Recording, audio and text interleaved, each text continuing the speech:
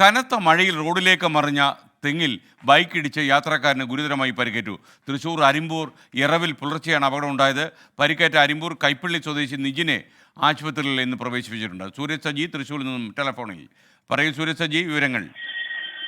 ഇന്ന് രാവിലെ 5 കൂടിയായിരുന്നു അപകടം. തൃശൂർ അരിമ്പൂർ എറവിലാണ് കനത്ത മഴയിൽ റോഡിൽ കുറുകെ വീഴുന്നത്. ഈ തെങ്ങ് വീണതറിയാതെ വാഹനം ഓടിച്ചു വരികയായിരുന്ന ഈ കൈപ്പള്ളി സ്വദേശി നിജിൻ അപകടത്തിൽപ്പെടുകയായിരുന്നു. തെങ്ങിലേക്ക് ബൈക്ക് വന്ന് ഇരിക്കുകയും നിജിൻ ഗുരുതരമായി പരിക്കേൽക്കുകയും ചെയ്തു.